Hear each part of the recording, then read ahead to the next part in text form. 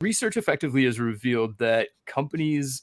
get lost in innovation theater because of the way that companies are built today. And so if you look way back in history, companies began as a way to create effectively a family business that could be handed down from generation to generation, that could build a legacy, and that would exist with a longevity. And over the last however many hundreds of years you want to look at it, the lifespan of companies has grown shorter and shorter and shorter and shorter and shorter, to the point where I believe the average lifespan of a company, of a publicly traded company today, is something like 12 years. And the reason for this, especially as we think about innovation and what it means for companies, and this is why we are so focused on innovation and why it comes up so much as I'm blabbing on here, is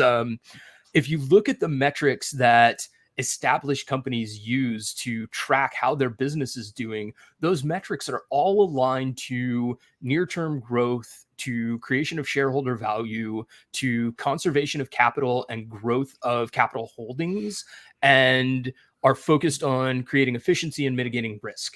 And if you look at all of those things, how do I wring every penny out of every penny that goes in, for example? How do I ensure that my quarterly earnings reports continue to show growth? What you find is that companies become less and less inclined to spend on exploration and discovery, which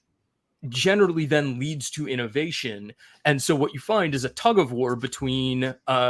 companies that are executionally focused and are focused on driving all of their metrics either down when it comes to risk and capital expenditure and things like that, or up when it comes to how much money they're making, as opposed to companies that are focused on learning and discovery, which then leads to, oh my God, we found out that customers blank, and therefore we think there is an opportunity for us to create a new product to fulfill that need, create a new company to fulfill that need, etc. And the problem is that the activities that go into that type of discovery cost money and don't generally have a fast return on an investment. So if you look at companies that are focused on how am I going to grow numbers for next quarter, the idea of spending money to explore potential customer needs, potential new product opportunities, things like that, don't align to the goal of growth quarter over quarter, because you're spending money that isn't inherently creating a return until you find a massive win.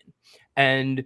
that's kind of the last part of all of this, is as you look at companies that are innovating well, what you find is that they are experimenting at the fringes often and as cheaply and quickly as possible. And those experiments look like launching new products, launching new companies, investing in things, partnering with startups, things like that, which all cost money. And you end up with this cumulative effect of, companies are going to make 100 investments, and I'll use investment loosely, into something that they're making or something that somebody else is making, if it's an outside company that they're investing in, for example.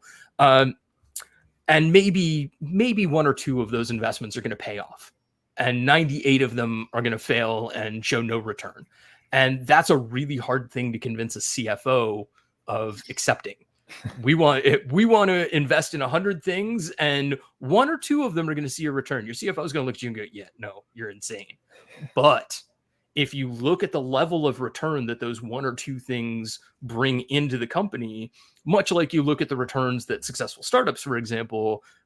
can foster, you're talking about enough earnings off of one or two successes to cover the losses on the 98 failures, and then a whole bunch more. And so what you need to look at is not so much the frequency of success, but the magnitude of success. One massive win will wipe out 99 failures and bring in a ton of additional capital. And that's what you have to align for in order to see success in innovation, is the one win out of 100 failures. Right.